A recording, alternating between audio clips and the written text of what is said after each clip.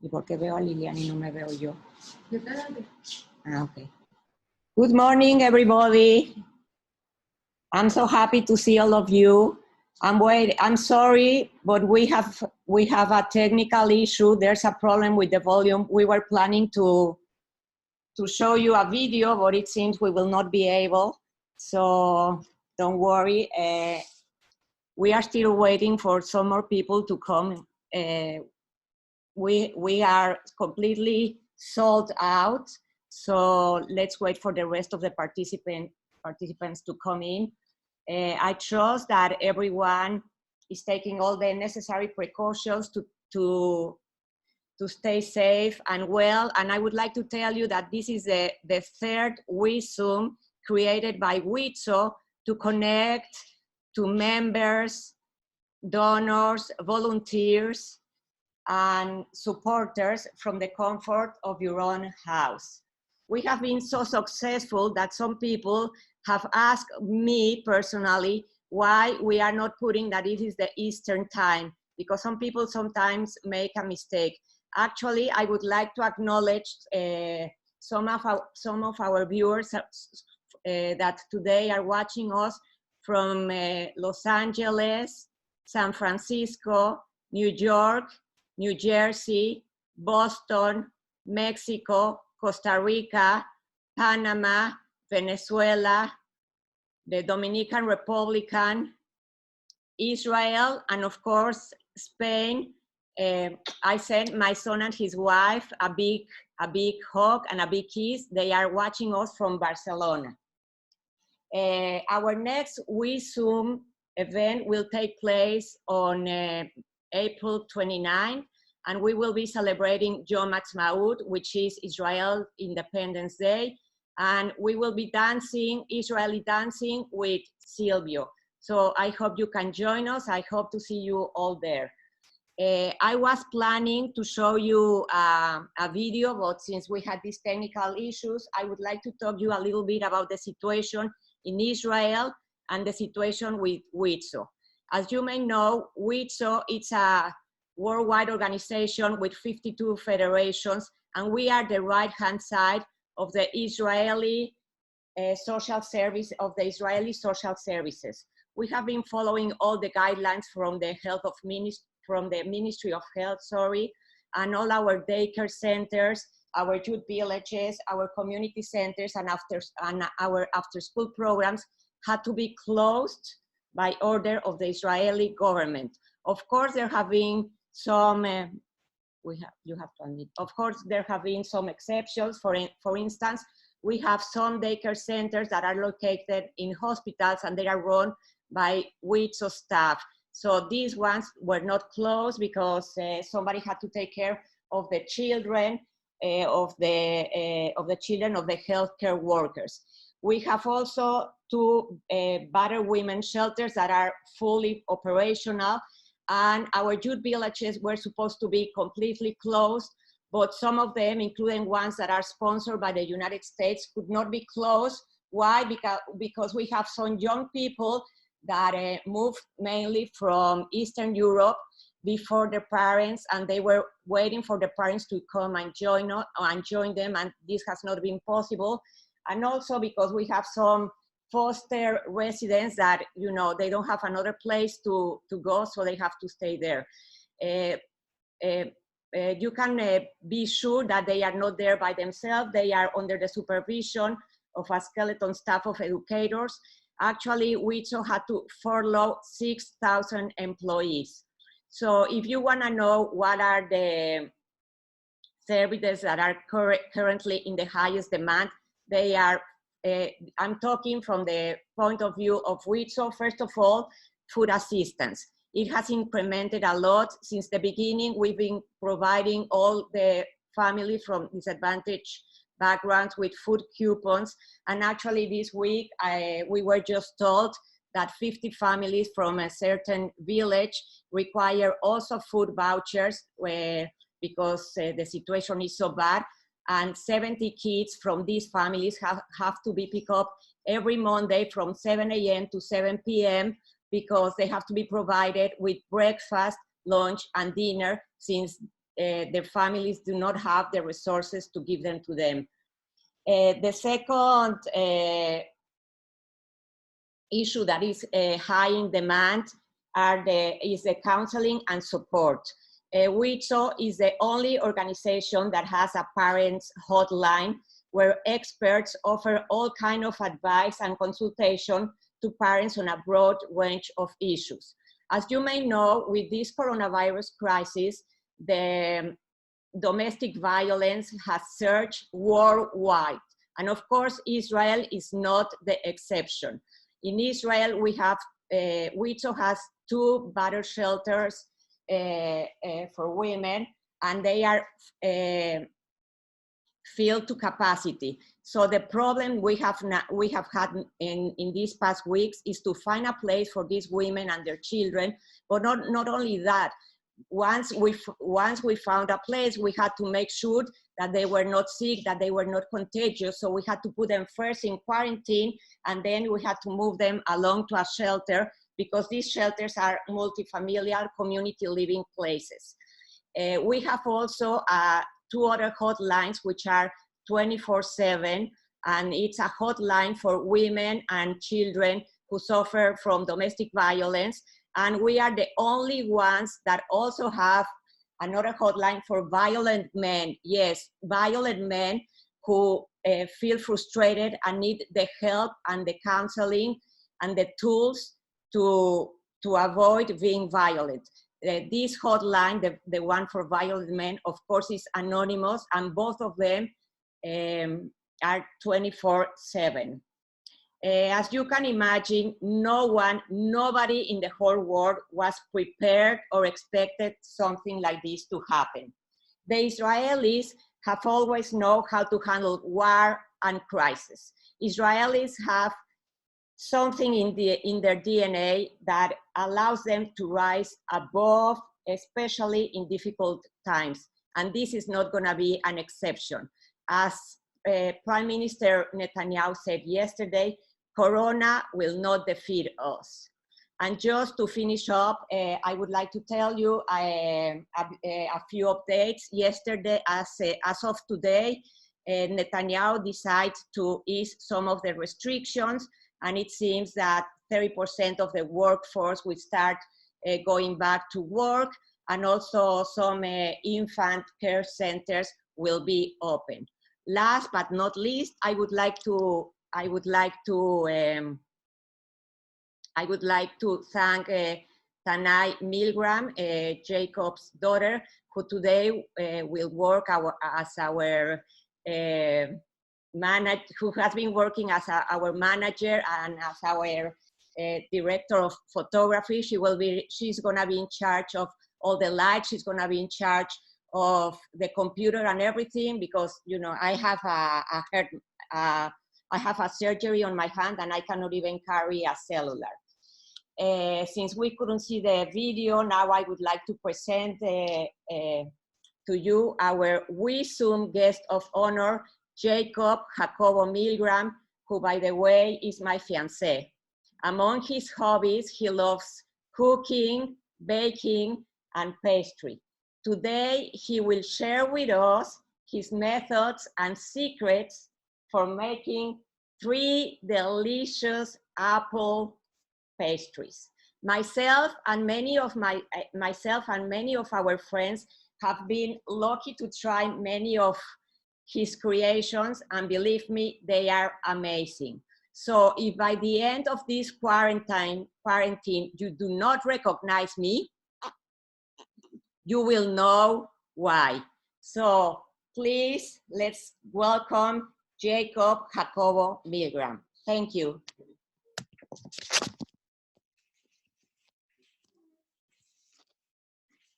Okay, good morning to everybody. First, I would like to thank Goldie for inviting me to be part of WIZO's efforts to keep contact with its membership and friends by having events like this WIZOom. I hope very much that you will find this program very informative and hopefully fun. as we're spending so much time at home because of the pandemic, people are cooking and baking a lot more. Goldie thought that this would be a good time to have a culinary arts presentation. So she contacted Bobby Flay and other chefs in the Food Network, but she didn't get a positive answer. And at the end, she settled with me. I have taught for decades statistics, banking, finance, and was never afraid. But this is the first time that I give a baking presentation, and doing it through Zoom creates special challenges. But I count on Tanay, my daughter, to make the best with the resources available. So I thank you in advance for your patience and for forgiving any mistakes, imperfections that you might see. And for today, I chose to demonstrate 3 pastries where apples happen to be the star. I think that almost everybody likes apples, and because they are very comforting, they are just perfect for these times. As to the recipes, you will see while we do the pastries that the ingredient list and the quantities are quite flexible. But anyway, you're gonna get them this week through email. You're gonna get the full recipe so you can relax and enjoy. So pastry number 1. Let's see what we have. Let me show you what we have. And we're going to be doing, I'm going to be showing to you the famous show-stopping, just incredibly beautiful apple tart tatin.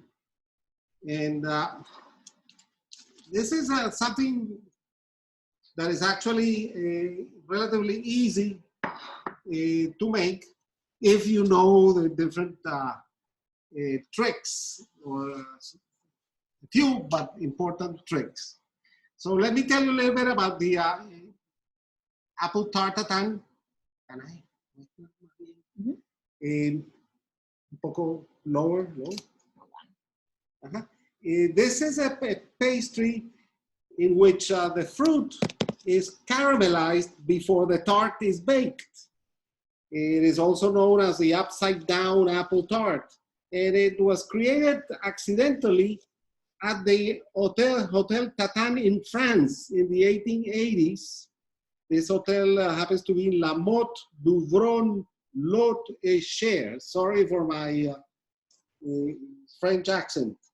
And it was made famous by the Parisian restaurant Maxime's.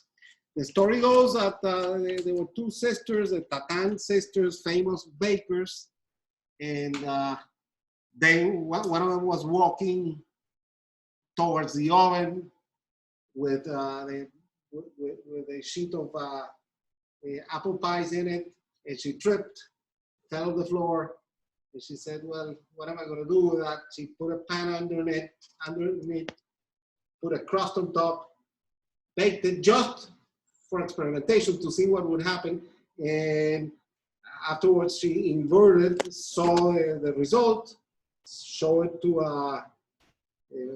people that were there, and they were all impressed, and they said, well, that's a good idea. And so she perfected the method. Another version of the origin is that one of the Tatin sisters was cooking apples, and she overcooked them. So she couldn't put them in a pie. She ended up putting the crust on the apples and again baking it and inverting. So anyway, it's become extremely famous. And as you see, what we're looking for is caramelization. The apples are like little baby sculptures. They keep their shape. They're going to be soft. Underneath, we have a a very light puff pastry. Okay, so let me show you the steps to do this, and we're going to do it in an accelerated fashion so we can cover 3 ideas in this presentation. So the first, so to organize myself, since I'm an engineer by training, I have here what I need, and you know what I'm going to also need? A special apron that I bought in Paris many years ago in a trip where mostly I had apple tart tatin 3 times a day. I happened to go with Tanay, and I at least tried all kinds of apple tart tatin. So in this recipe, we're going to be using apples. And what kind of apple? You might see this recipe in many places, and they recommend using green apples, Granny Smith, or red apples like Gala or Pink Lady or whatever. You know, forget about all other kinds of apples. The only apple that is good for this recipe is the Golden Delicious. And why? It's because this apple has a lower water content, and by that virtue, it will keep its shape when you cook the apples. And we're gonna need unsalted butter, and we're going to need puff pastry sheets, and sugar, and lemon juice, and spices to your taste. To prepare the tart, we need to cut the we need to peel the apples, core them, and also divide them in half. And I'm going to show you how to best do it. Grab a peeler and take off the peel. Don't worry, I need to use like 6 or 8 apples, but this is the only one that I'm going to be demonstrating. So you don't need to wait until I do the 6 apples. As to spices, you'll see not just with this pastry, but with all pastries, there's a lot of flexibility. You'll be able to, over time, as you prepare this pastry, try of your own liking, but I'm using cinnamon mostly, and some ginger and cloves, a mixture of those spices, and you will get it in the recipe. So once I peeled, I use a core to take away the core, and then I have a good knife to cut the ends, and that's how I get the apple halves ready. And I have already a bowl. In this bowl, I have acidulated water, which means water with lemon juice. And that is to prevent the apples from oxidizing. Okay. Because of the limitations of doing this by Zoom, I'm going to explain some of the steps that are the easier steps. The first thing after you prepare the apples is to prepare the caramel.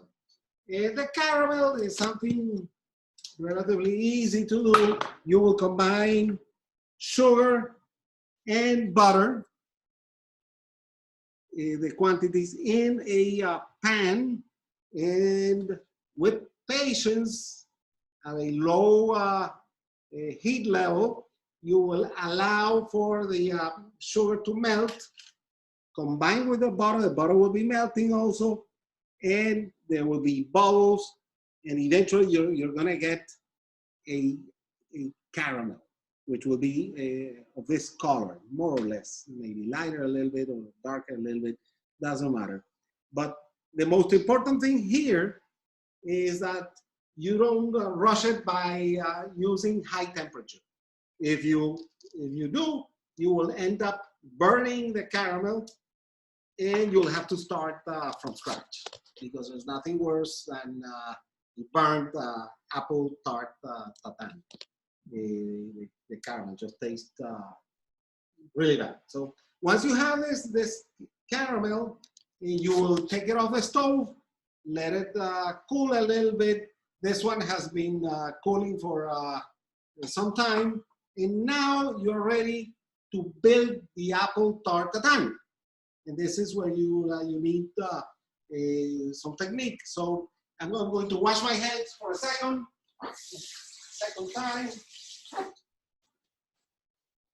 Okay, and so we're going to try to fill this to the max, and keeping in mind that as these apples cook, they're going to lose a lot of water. So you should think about over building this. And the way to do it is to put the apples one after the other, one half after the other, along the pan. And even when you reach the end, there will be space in the center. You should not leave this space empty, because these apples are going to shrink. So we will put 2 additional apples in here. So this is how the tart tatin starts. Now we're going to cook this covered. We're going to place a cover and cook it in the stove for roughly 15 minutes. The idea is in the first stage, the cover stage, you're trapping the steam so that the apples soften. You might want, after 10 minutes, with some tongs, let me grab some tongs. The apples are going to be very hot at that stage. You might want to use tongs and carefully flip them. I'm doing this easily now because the apples have not been cooked, so they are in original shape. But after 10 minutes, they're going to be soft, so carefully flip them. And after 15 minutes, using a skewer, you can test how soft they are. You don't want the apples to get too soft. Just slightly soft. You can flip them.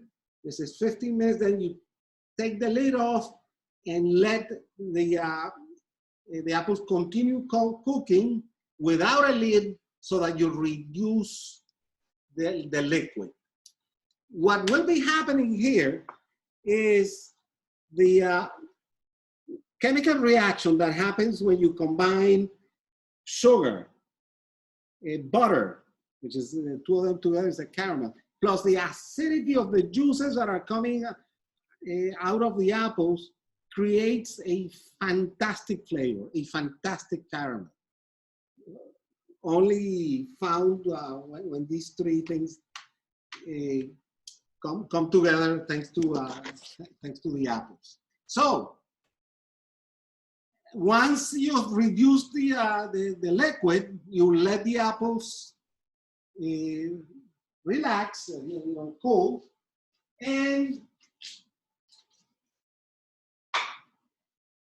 you will be at more or less at this stage. You see the apples have been cooked, they are soft. I have the liquid in there, which is the caramel. And now I need to cover this with it or drape it with puff pastry. And puff pastry comes in a box like this. This is, for example, Publix puff pastry, which is kosher, and this one is made with butter. The best puff pastry is made with butter. You could do this pastry also dairy-free using vegetarian puff pastry, but it's not going to be the same. You won't have the same caramel built you won't have the same flavor with that puff pastry. So at this point, wait for me a second.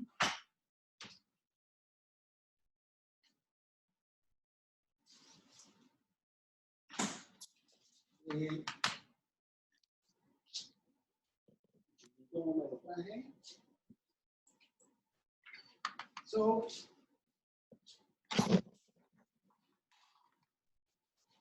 at this point, we're ready to cover the apples. I have here a sheet of puff pastry from that box. That box contains 2 sheets of puff pastry. And I would like for them, the puff pastry to stay thick at this stage so that I can have a base. This pan is an 8-inch width pan. So you drape the puff pastry on top, and we are going to cut the excess. And we're going to push the puff pastry inside. For that, you could use something like a spatula. Bring the puff pastry inside the pan.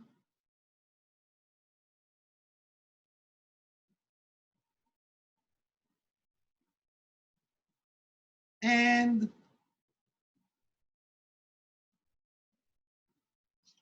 you need to make a few holes in the puff pastry to avoid having a balloon build up when the puff pastry releases steam. We don't want that. We want the puff pastry to tuck the apples in. Now, question. This right here would be a tartatan with just apple flavor. If you wanted to make the tartatan with some other flavors, for example, spices, at this stage, when I have the apples with the liquid reduced, I could put spices like these, you know, cinnamon, a little bit of clove, a little bit of ginger, and so on. Some people like calvados instead of using these spices. And then you can drape it with the puff pastry.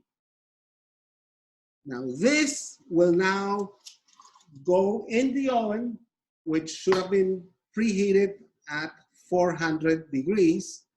And after 20 minutes, you will see a nice rise in the puff pastry, and you will be able to take it off, take it out of the oven. We have a few comments. Uh-huh. Great organization. We can follow your instructions. You make it easy to understand. And Sara, you're a great chef and teacher. You're hired. You're amazing, Jacobo. Great class. Thank you. You don't prick the dough? Yes, I just did. This is what I did. I put multiple holes to prevent, as I said, a balloon from forming. Just as an aside, for those of you that don't bake regularly, puff pastry is a type of pastry where there are layers of, in this case, butter and dough. Butter, dough, butter, dough, butter, dough. And both the butter and the dough have in them water. and when exposed to heat, that water becomes steam and lifts the pastry. But the butter and the dough remain separate, and that's how you get these layers.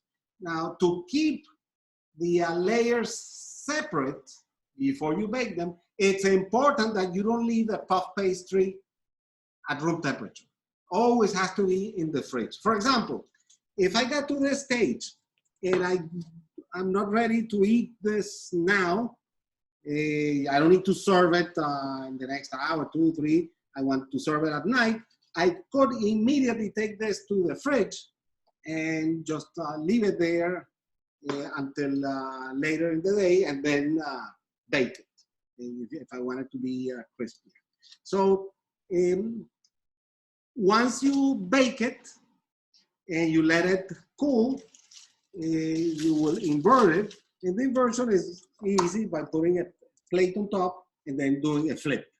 I'm not doing it here because this is not baked, obviously. So at the end. How many sheets of pastry puff do you put? No, this is, the question is, how many sheets of puff pastry do I use? In the case of the Publix puff pastry, it comes with 2 sheets, and they are of a thickness that is quite appropriate for the tarte tatin, you know, because you're gonna get a nice crust. It's gonna lift, it's gonna be not too much, not too little. You don't want a very small, you know, crust. Any other question? No? Okay. So you use both from the sample you made? Both. How long in the oven? Okay, in the oven, typically at 400, it's going to require about 20 minutes. Now, another thing as bakers, you should never forget about something you're putting in the oven. Just keep an eye on it. If you see that maybe your oven does not heat evenly, and one section of your pastry is getting too much color, so you need to turn it, or lower the oven a little bit, or even use aluminum paper to cover part of your pastry. But don't just forget about it. You know, some people are too mechanical when they cook, and they read a recipe and they want to follow it to the exact commas and dots, and that's not how it works. You need to always think, what am I doing? What is the reason that I'm doing this way? And then adjust as you're baking. Not too much, but you know what makes sense. Adjust a little bit. Do you cook it for extra 15 minutes covered after you flip the apples? After I flip the apples, it's done. When I flip the apples, this is the result. Perfectly caramelized apples, soft, on a nice, look at the thickness of this crust, is just great. What we need to show now is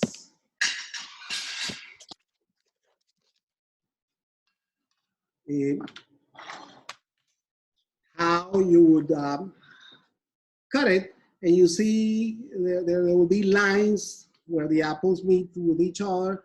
My recommendation is that you cut along the lines and then serve yourself a nice section. This is a decent section.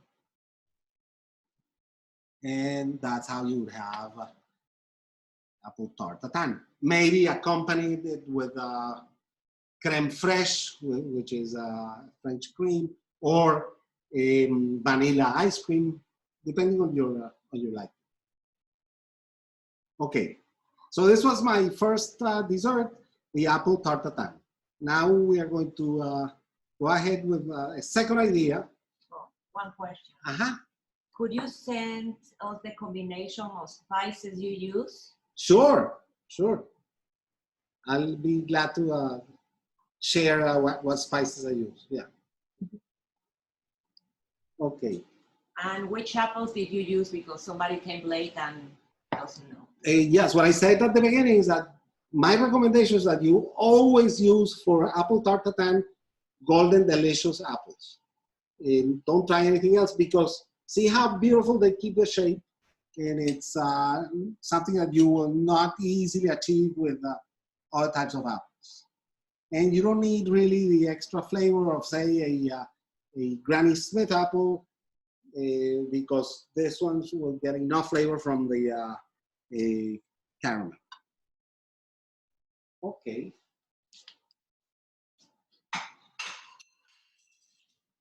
Okay. Let me get ready for the next pastry.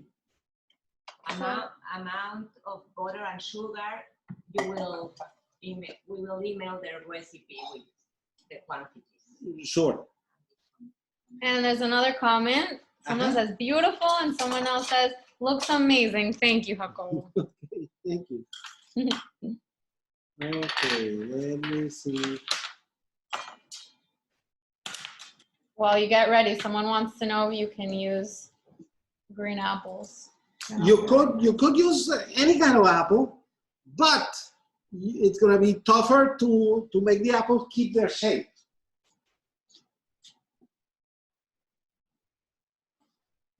Okay. Someone also said, great chef and great teacher. Think I can smell it.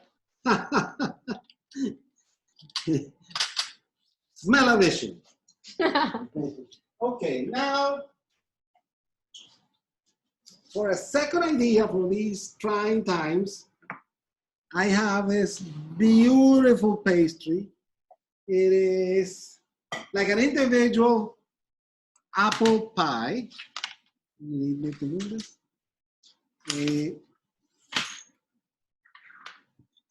Okay, and this is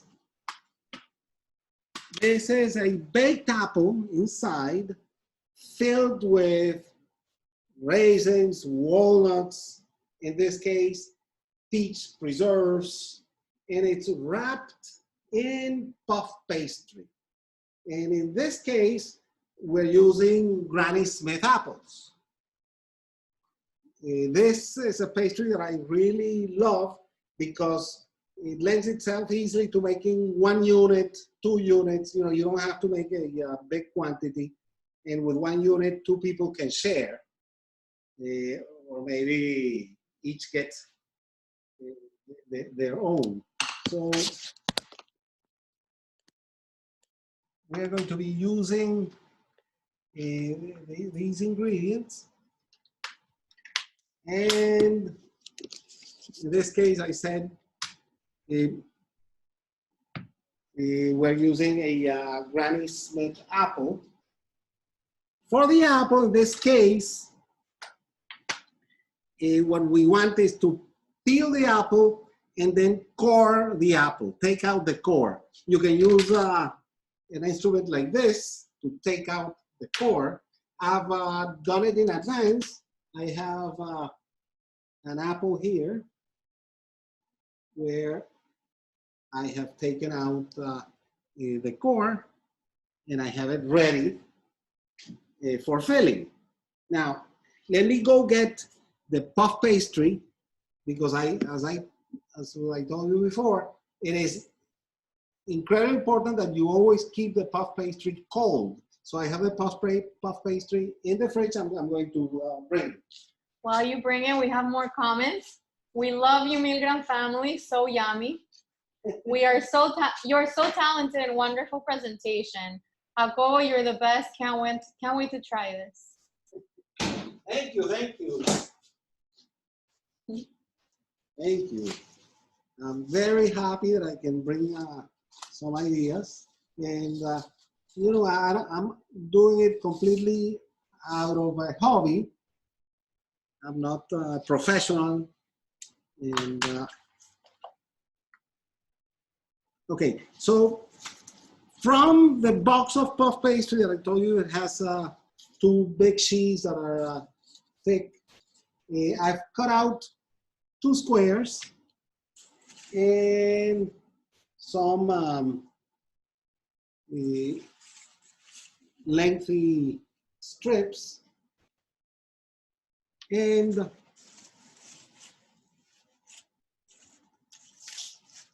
what I'm going to be doing is the following.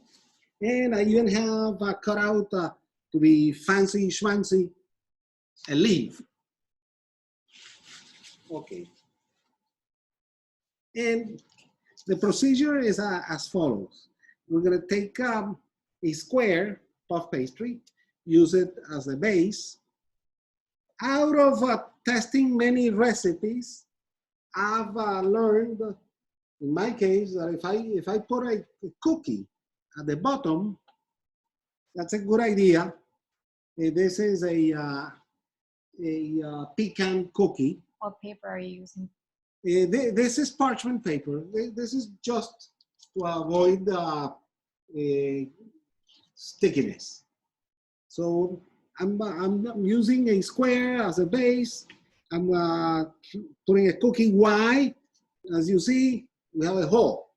And if I fill this hole with stuff, I don't want it to go straight to the puff pastry, make it wet. I prefer that I have something to hold all the liquid.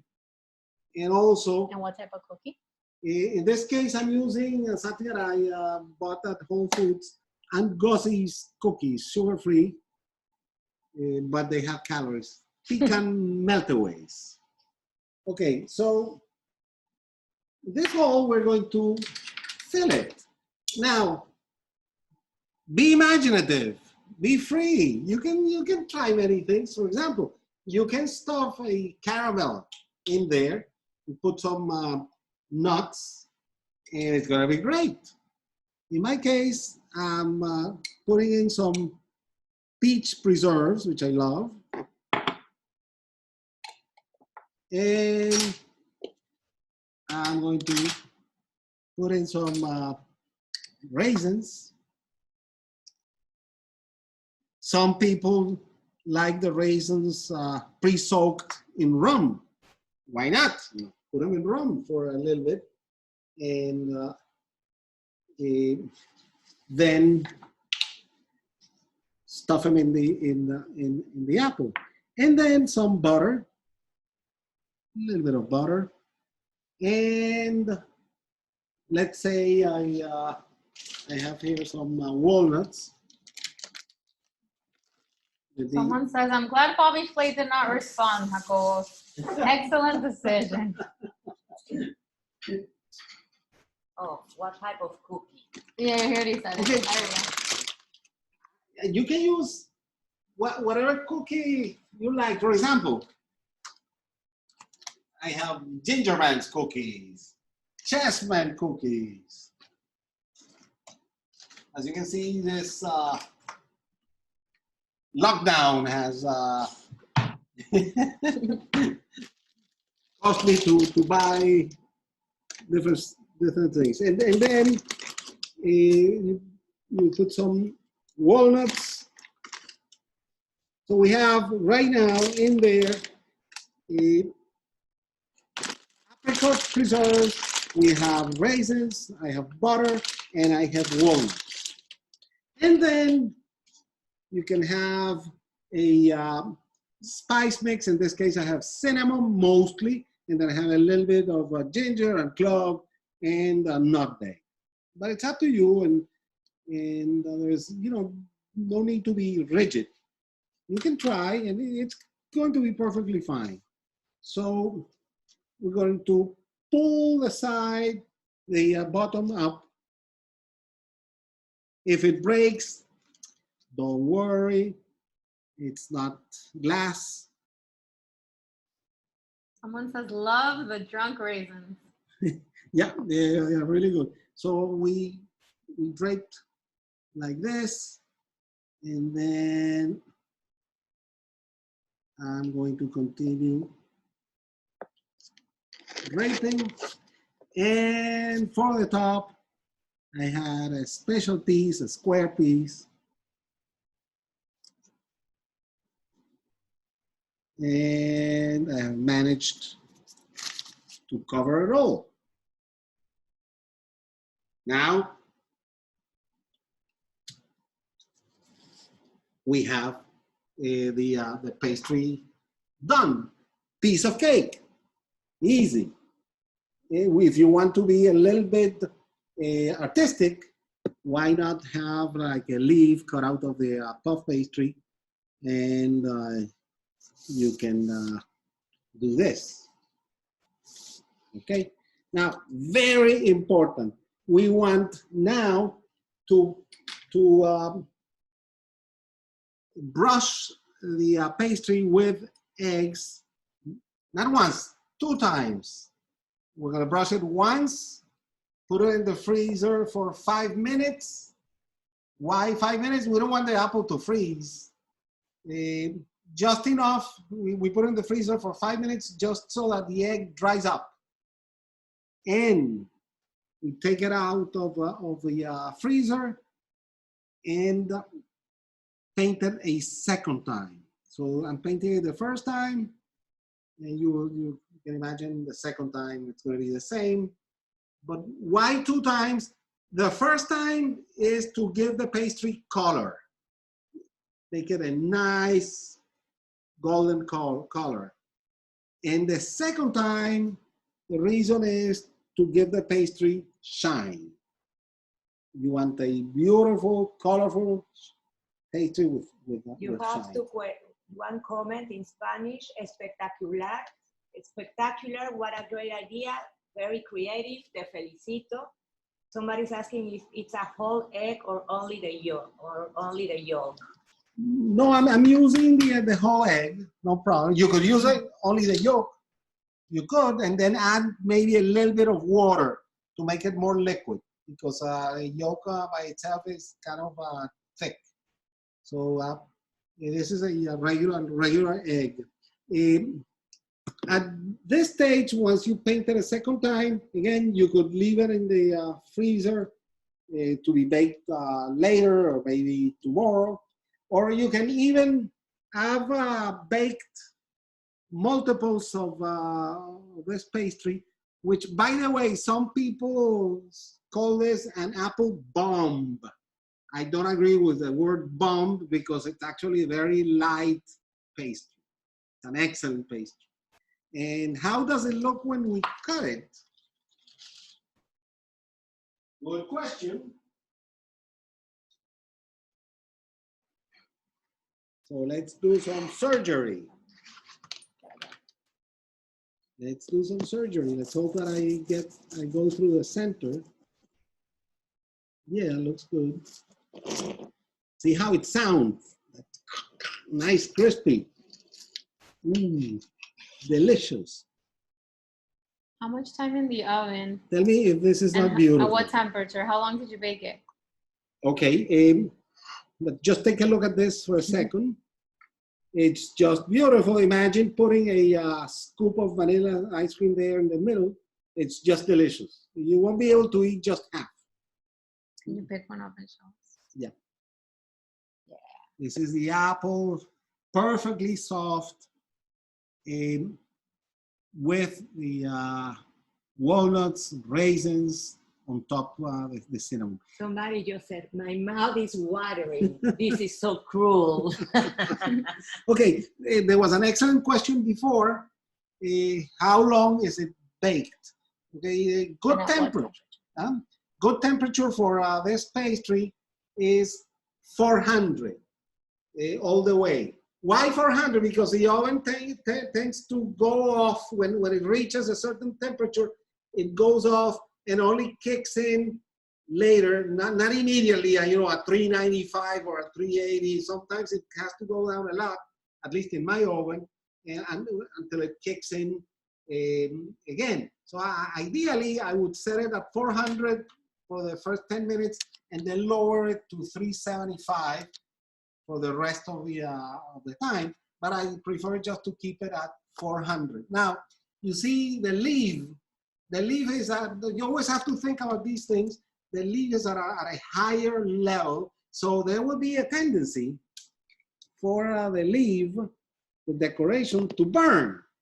So you don't just be inactive. You know, if you, after 10 minutes, you see that the leaves are starting to burn, just take a piece of foil, small piece, and cover the leaf without tucking it in. Then, you know, manage the way this is baking by using foil. Changing, maybe covering more or less, but don't just be inactive. So in total, you should expect to put this in the oven, depending on the size of the apple, anywhere from 35 to 40 minutes. How do you know when it's done? Remember this inexpensive magic instrument, this wood skewer. After 30, 35 minutes, there's nothing wrong with opening the oven door and just pushing a skewer in. If you feel the resistance, you know how soft apples should feel. Fahrenheit or Celsius? No, always I'm always referring to Fahrenheit. But people that do not live in the United States. Ooh, I imagine it's gonna be anywhere from 180 to 200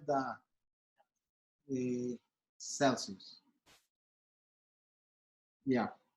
Any other question? No, Thank someone just you. says, haha, el palillo no cuesta maravilloso, which means, haha, the stick, it doesn't cost anything. Marvelous. And the stick in when you work with apples is very, very healthy. Okay. Okay, let me get ready for the third and last item. Another question. Do you bake it covered? No. Puff pastry, in this case, you've egg washed it. You want the pastry to acquire color and crispiness. And for that reason, you need to keep it uncovered. But remember, it sounds simple, but don't just put it in the oven and forget about it. You know, 40 minutes later, you go back and you find out that all your good work has gone to ashes in sections of the pastry. Somebody else is saying this is so much fun. Are you guys going to eat everything by yourselves? No, we're going to share. The question is, are we going to eat all of this by ourselves? No, we're going to share with the people in the building because very nice. So we're going to do the last pastry.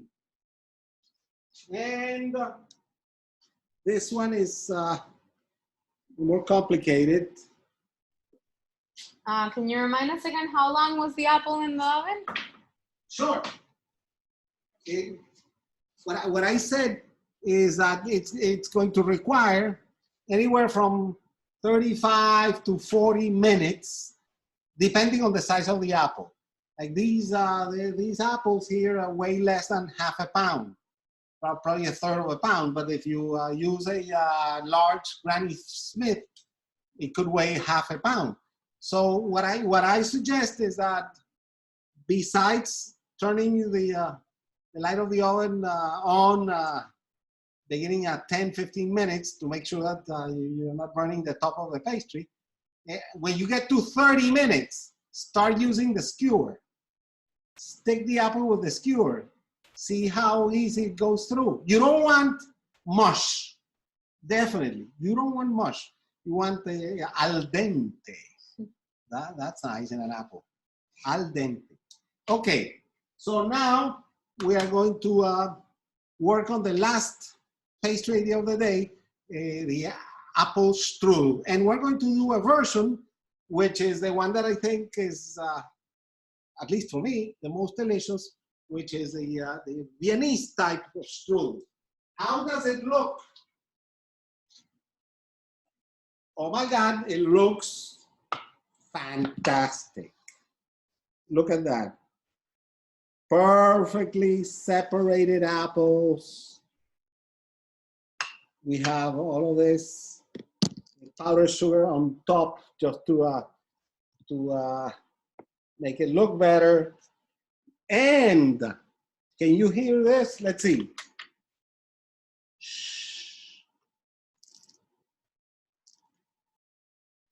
You are able to hear that? That's crisp. That is how it should be. I imagine you've had many times strudel, and it's something soft. It's, you know, it's liquidy. It's a crime to call that strudel. So let's do a strudel the way you would find it in a very nice place in Vienna or Hungary. Let's do it. And for that, we are going to be needing to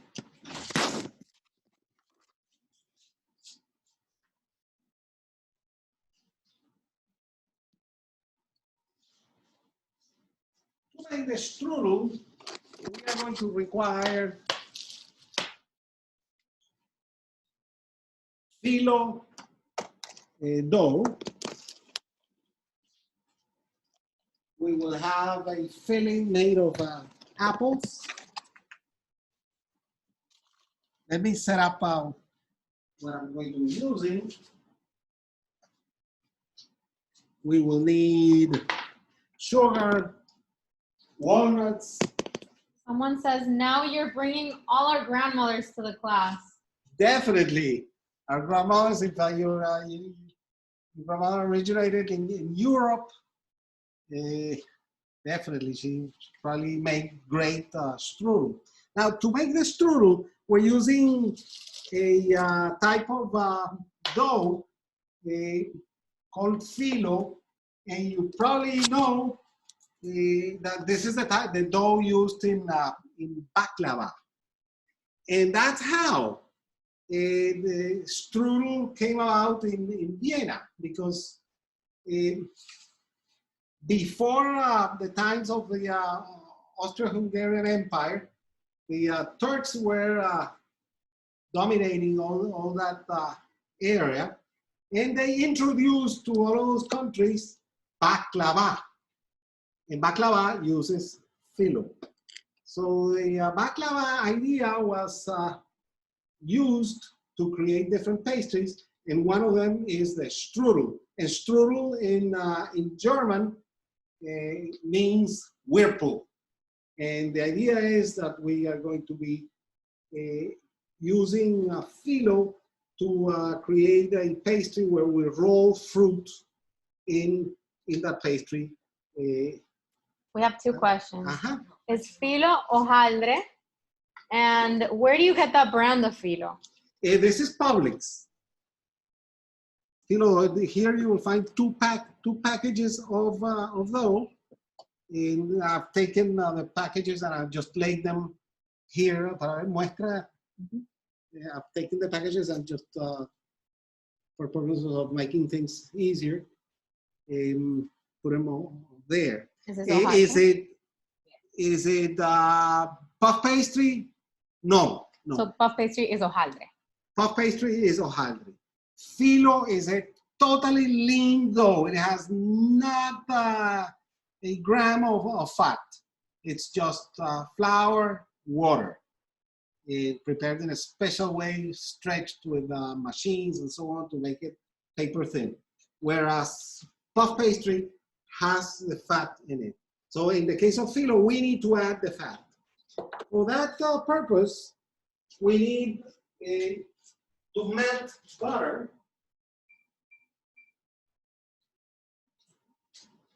And I'm going to create for me more space. While you clear up, someone says, thanks, Jacobo, excellent chef. We can continue with your classes. Thank you. Thank you very much.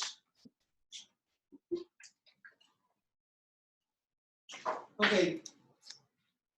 One of the things with phyllo is that it has zero water content and it dries up immediately. So once we start working with it, we need to be quick. And we're going to build something that at the end will have a lot of weight, and we need to be able to roll it. And given all of those considerations, it's a good idea to have like a towel, not this is a kitchen sheet of some form. This side looks more beautiful. So I'm going to use a towel, 2 kitchen towels. And if you like, you can even use some parchment paper.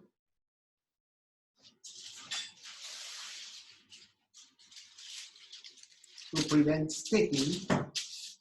And I'm melting my butter.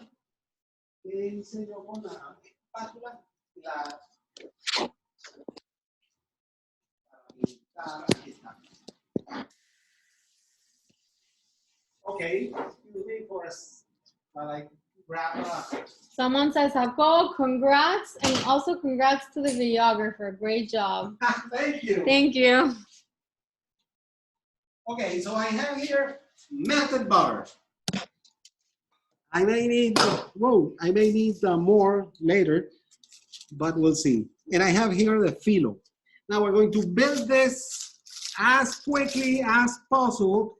I don't want the filo to be in contact with air. Look at the filo, how nice this is. We can see, we can almost see through it. I have 1 sheet. The second sheet, I'm going to place 6 sheets. 1 in the center.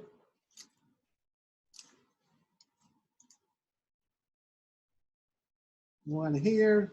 This one feels like a double sheet. No, it's just heavier. And then 1 here.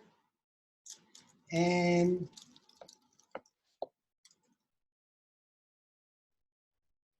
1 here.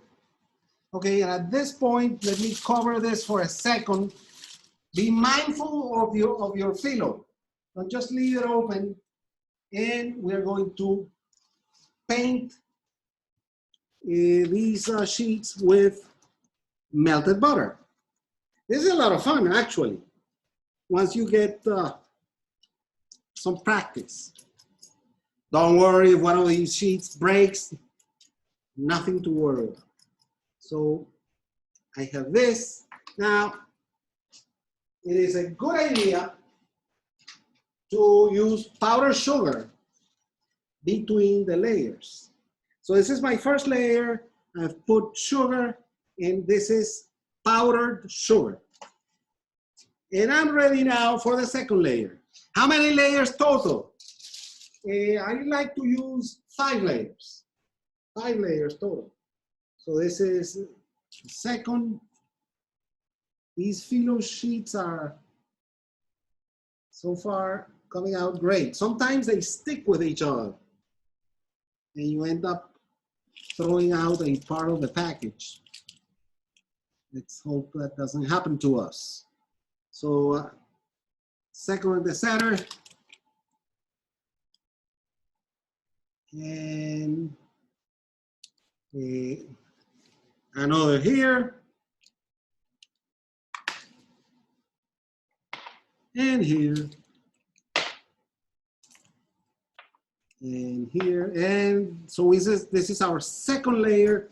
We're going to again paint with butter.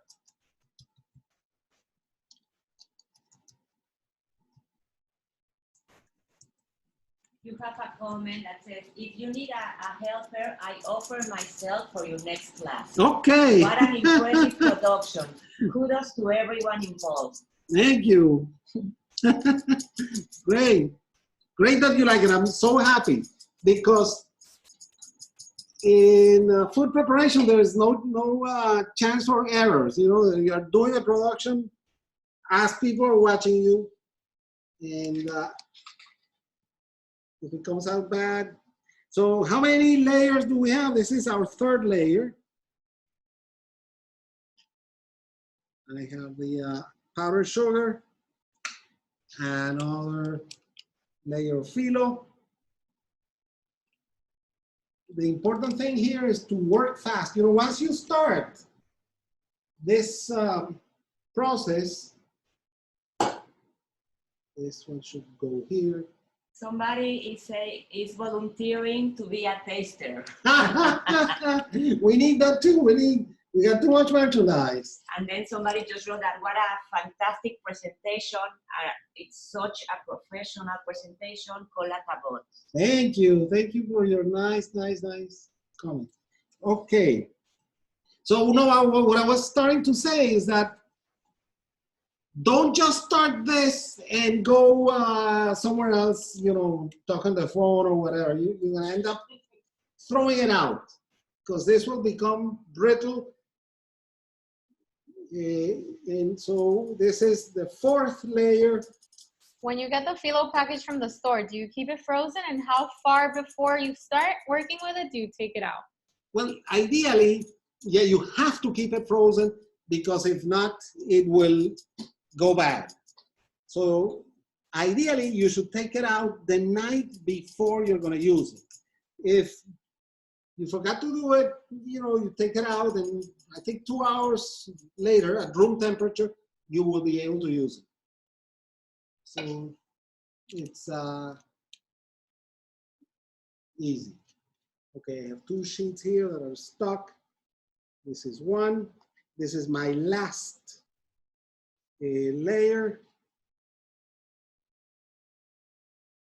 Don't worry if it looks messy.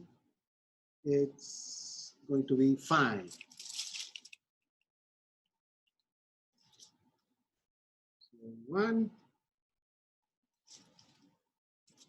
and 1. Great class. Okay, I'm going to leave it like that. Now, I have the filling ready, and this filling is using Granny Smith apples, which have more flavor, and I have added raisins. I have butter. I have cinnamon. I have cloves, ginger, and so on. You're gonna get the full recipe in an email. Now, apples, as you know, will release water, and that would mess up this dough. So to prevent that, in the Viennese type strudel, use breadcrumbs as a barrier. So I'm going to put breadcrumbs in an area of the strudel. Was there only sugar in the first layer? In the first layer, I had powdered sugar. Just the first layer. Powdered sugar. Now, I'm going to build a protective coat with breadcrumbs. And here I can even put my nuts, walnuts. And sugar.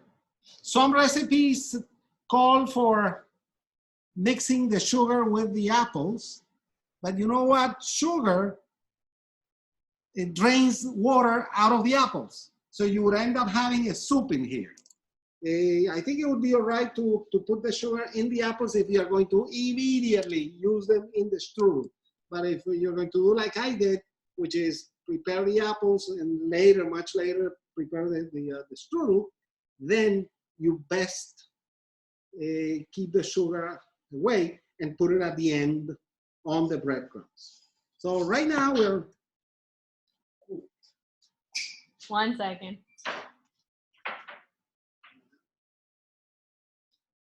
Okay. What kind of apples? Can you remind us? Yeah. We are using Granny Smith apples. Granny Smith apples. Okay. Somebody said, I love the trick with the powdered sugar in between layers. Yes, that helps to keep the layers separate. And also, which is very important, it gives the phyllo flavor.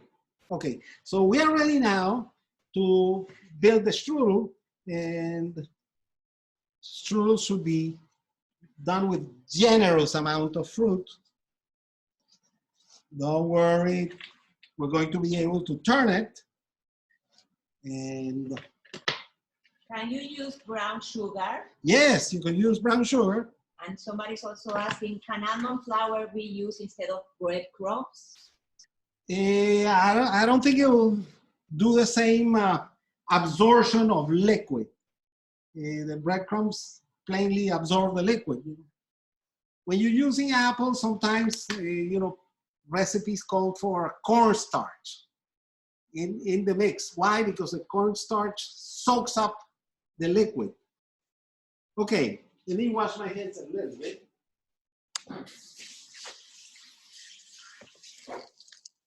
Okay, so I have the apples on the breadcrumbs. Now, we're going to lock this, lock the sides, and now, with the help of your towel,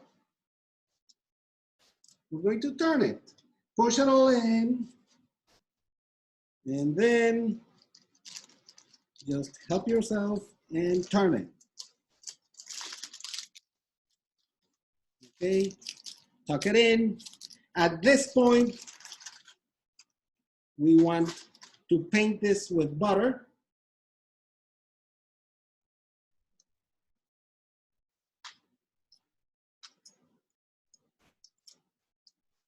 Fully painted with butter.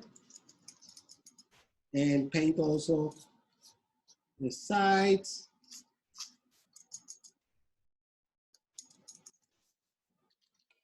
And then continue the same process. It's going to roll like a piece of cake. Again, and let's finish it on the end. And now we have the strudel ready for baking. What we need to do is again paint it with butter, with a melted butter.